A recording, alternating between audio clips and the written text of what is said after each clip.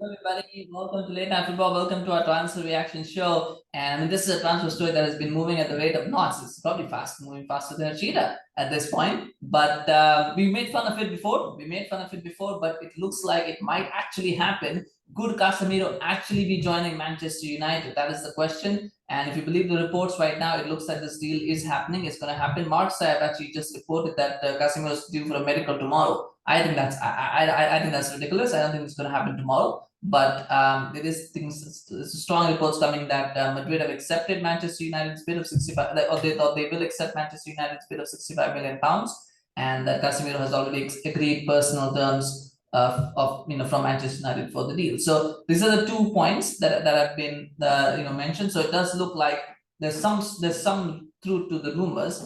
Will this deal still happen? I mean, that's the question, but I'll answer that at the end because I mean, you kind of want to go in stages, right? So to start with, we'll start with Casemiro himself and exactly the player's profile before we go into the other stuff, because I do want to start with that first. So I like Casemiro as a player. I think he's a fantastic player. He's world class, no doubt about that. And namely, we can argue that he's world class CDM. He's the kind of midfielder that Manchester United need in a position that they desperately need reinforcements in. And you can't get much better than Casemiro in this day and age. You can't. Right now, I think he's probably one of the top 3 defensive midfielders. If not the best, he's definitely one of the top 3 defensive midfielders in the world. So nothing on that side. I think Casemiro fantastic. He's an upgrade on midfield any day of the week. I mean, anybody's an upgrade on midfield anyway. So I don't doubt that. Also, his partnership with Fred has been pretty good for Brazil. So they'll probably think, okay, we got Fred and Casemiro in Brazil, we got Fred and Casemiro here. They could work together and provide that stability in midfield that United so badly need. So these are things that will be in consideration. And so from the players, I have absolutely no problems, with the deal. For Casemiro, I don't mind that. The issues, though, now come into the fore as we get into this, because as much as exciting as it is, there are issues in this deal, and there are massive issues in this deal. The biggest one is the price tag. I don't think he's worth 65 million pounds. I don't think United, again, if he was 25, I would say 65 million pounds, go ahead, spend it. That you wouldn't get him for 65 if he was 25, but if you did, you do that deal, right? The problem is he's 30, he's going on 31 this year. He's had a few, I don't know how serious his injury issues have been, but I know he's missed a few games here in the last season. So that's something to consider. Remember, Rafael Varane was clocked when he came last year. So is Fred, sorry, not Fred, but is Casemiro in that same boat? I don't know, right? And that's something I think we'll have to keep an eye on. But 65 million pounds for a player like us, at that age is a massive, massive risk. Number one. Number two, the wages. Now, Fabrizio has said that they're not doubling his wages. Somebody said they're going to double his wages. And Fabrizio is saying they're not going to double his wages, but they're still going to be substantially high. So I'm thinking it's probably going to be about 300, 320K a week. I think that's again too high. They're again making the same mistake, because if you pay someone 320K a week, remember, this is Casemiro's last big contract. He's not going to get another big contract after this one, right? So if you're paying him 320K and they're going to give him 4-year contract, by the way, imagine if after 2 years it flops, right? He's flopped after 2 years. Remember, he's also going to be 32 after 2 years. And so they'll have a tough time moving him on. It'll be like, no, I just want to say I've got this big money. So you're buying a player. Another problem is, are they buying a player past his prime? Because Real Madrid don't sell. Real Madrid don't sell important players.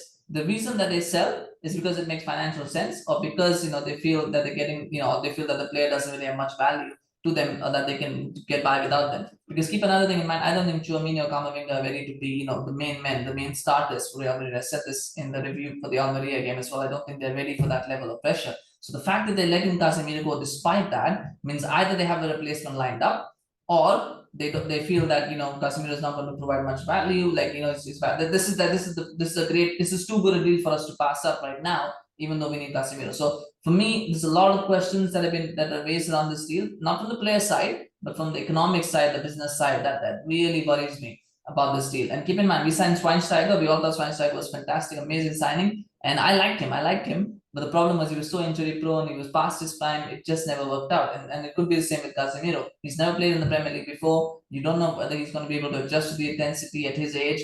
Does he fancy it? He's got a big contract, so does he fancy the fight? At Manchester United? That's another question. We've often signed players who are not up for the fight. Is he up for that fight? Don't know, right? So there's a lot of problems and there's a lot of risks. And I do believe for 65 million pounds, they could have got 2 midfielders and it would have been much better, because even though you could get 2 midfielders who are not on the level of Casemiro right now, you could get 2 midfielders for that price. And I could name them right now, but I won't. but you could easily get two midfielders for 65 million pounds who could get to Casemiro's level in a couple of years' time. And then, or maybe 4 years, 3 or 4 years' time, they could probably get to Casemiro's level or surpass him. And then, you've got a much better team in the present and long term. And by the way, in the present too, they would be good because they would still replace McFred. So you're still getting an upgrade, but you could get them up to that level. So for me, I mean, it's not a deal I would do. But obviously the Glazers are in panic mode right now because they want to do this deal because they want to buy the fans back. Basically, it's all Glazers out right now. There's a big protest happening on Monday, I hope, and they just want to do whatever they can to placate the fans. So they're splashing money and they're trying to get whatever players they can in to try to show, yeah, look, we are splashing money. And the final point, the big point that I do want to make about this as well, they have been haggling to pay 15 million pounds for Frenkie de Jong for 3 months, right? And now all of a sudden they got 65 million pounds to spend on Casemiro. From where did that money even come from, right?